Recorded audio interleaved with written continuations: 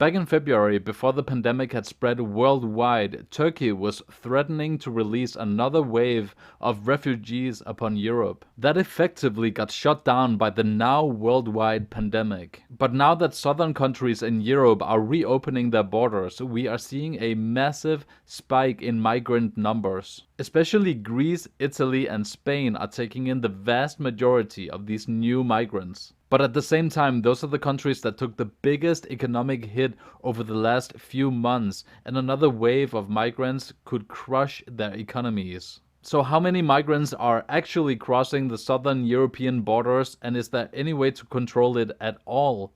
We're gonna take a look at that in today's video.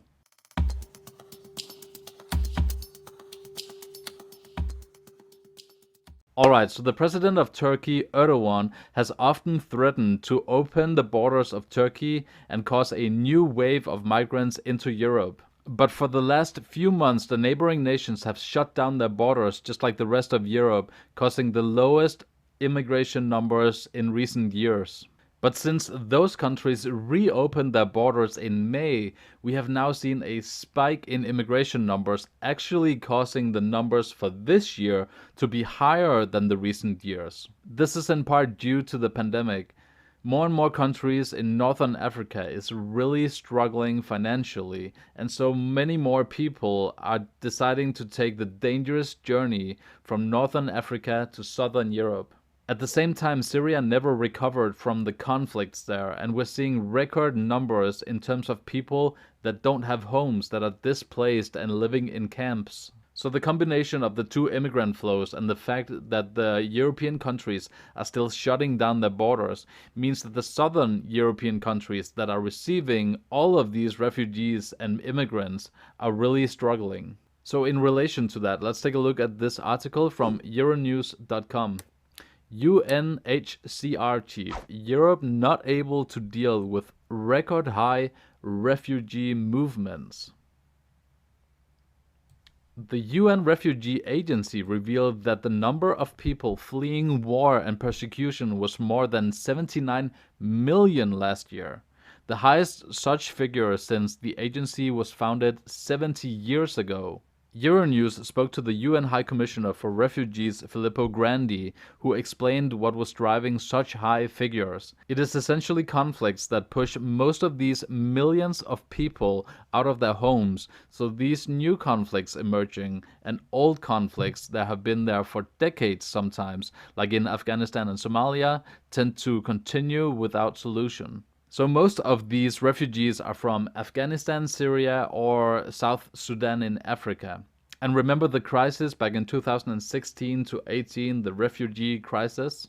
That was a matter of just a few million refugees, and a lot of countries in Europe suffered greatly economically for that. Now we're talking about millions and millions of people more than that number looking for homes, and they can't find them in their own countries. So in other words, if these numbers continue to spike, it could wreck the economy of Spain, Italy, and Greece, who are already struggling. Normally, when we would take in immigrants in Europe, they would come through these three countries, but then they would spread out into Europe. That's not possible today in the same way, since everyone has their borders shut down. And if the borders are shut down, that means that the immigrants are going to stay in those three countries. You're beginning to see the issue here, and it's being completely undercovered by all the news agencies. So Filippo Grandi, who is the High Commissioner for Refugees at the UN, ends the article with saying this. This crisis has revealed that Europe once again is not able to deal with these population movements, because the only way to deal with them is to be united, to share the burden, to share the responsibility when a boat arrives, to immediately have a system in place that distributes the asylum seekers through the continent.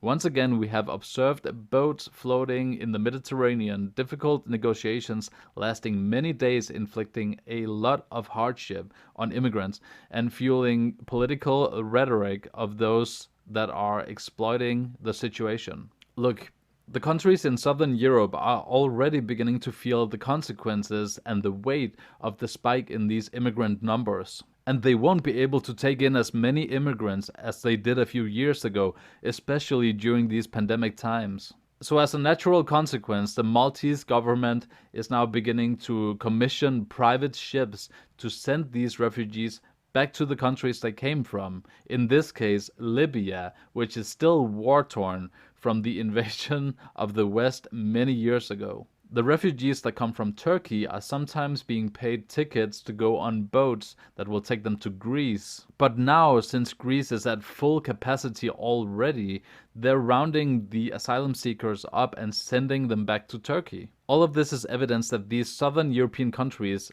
have reached their limit. These people, these refugees and migrants are still making their journeys, and they often find that they have to go back the same way they came, the same dangerous journey they just took, they have to go back that same way. It's really a bad situation, and all of this is being covered in an avalanche of coronavirus news, so not a lot of people are aware of it. So I wanted to at least bring attention to it on my channel. The sad part is that there really isn't a good solution to all of this. Greece, Italy, and Spain are at full capacity and they genuinely can't take in any more people. It's a really bad situation for these refugees, but if they take in more people, it would just end up crippling and then crushing their economy completely. So having said all of that, I do think that there are projects underway that will make it easier to help people in the countries that they came from. Most people love their countries and will stay in them if they can do so without risking their lives. So I believe that the long-term best solution is for richer nations to help out these poorer countries like Syria and South Sudan. I am aware that that brings along a whole new set of issues, but I do think that would be the long-term best solution for everyone. But I would like you guys' thoughts in the comment section below. What do you think on the issue? What do you think could be a possible solution? Let me know and I'll make sure to reply to you guys. Thank you so much for watching this video, and remember to subscribe to the channel if you liked the video. See you guys tomorrow.